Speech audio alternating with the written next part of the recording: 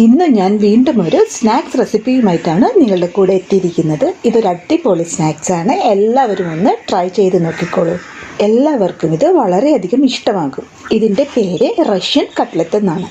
സാധാരണ നമ്മൾ ഉണ്ടാക്കുന്ന കട്ട്ലറ്റ് പോലല്ല, കുറച്ച് വ്യത്യസ്തമായ രീതിയിലാണ് ഈ കട്ട്ലറ്റ് നമ്മൾ ഉണ്ടാക്കിയെടുക്കുന്നത്. ഇതിന് സാധാരണ ഉണ്ടാക്കുന്ന കട്ട്ലറ്റ് പോലെ അധികം മസാലകളൊന്നും നമ്മൾ ഉപയോഗിക്കുന്നില്ല.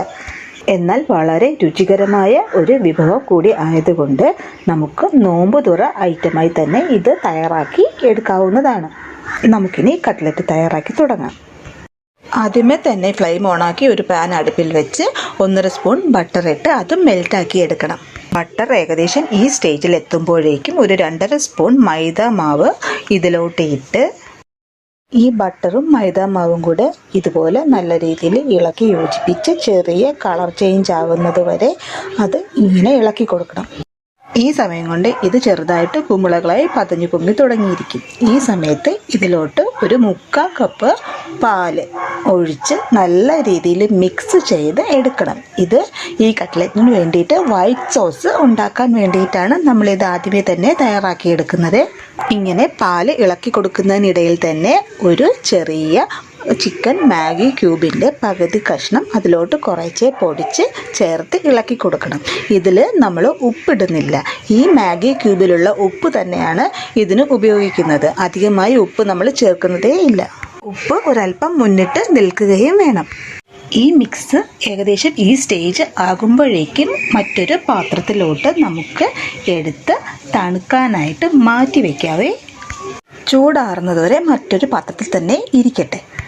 ഇനി ഒരു പാൻ ചൂടായതിന് ശേഷം 2-3 സ്പൂൺ ഓയിൽ ഒഴിച്ചതിന് ശേഷം, അത് ഏത് ഓയിലും ആയിക്കോട്ടെ, അത് ഒഴിച്ചതിന് ശേഷം ഇഞ്ചി വെളുത്തുള്ളി പേസ്റ്റ് ഇട്ട് ചെറുതായിട്ടൊന്ന് വശക്കിയതിന് ശേഷം അതിലോട്ട് ഒരു 1.5 സവാള ചോപ്പ് ചെയ്തതും ഒരു പച്ചമുളക് അതുകൂടെ ഇട്ട് ജസ്റ്റ് ഒന്ന് വഴട്ടുവാണ്. വളരെയധികം വഴറ്റേണ്ട ആവശ്യമില്ല. അതിൻ്റെ ഒരു ക്രഞ്ചിനെസ് പോവേണ്ട കാര്യവുമില്ല.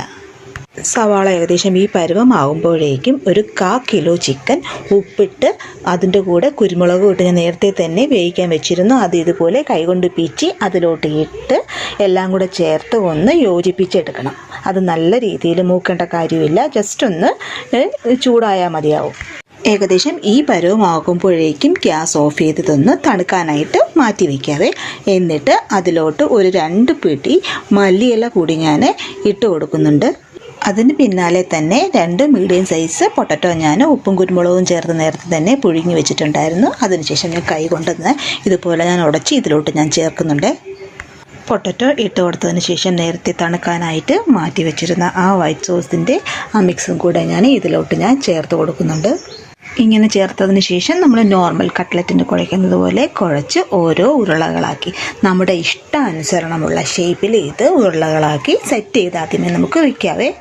ഇനി കട്ട്ലറ്റിൻ്റെ ഡിപ്പിങ്ങിനായിട്ട് ഒരു ബൗളെടുത്ത് ഒരു 1.5 സ്പൂൺ മൈദയും ഒരു 1.5 സ്പൂൺ കോൺഫ്ലവറും ഒരല്പം ഉപ്പും ചേർത്ത് വെള്ളം കുറേച്ചേ ഒഴിച്ച് വലുതായിട്ട് ലൂസായി പോകാതെയും തീരെ കട്ടിയാകാത്ത ലെവലിൽ ഒരു ബാറ്റർ തയ്യാറാക്കി വയ്ക്കാം.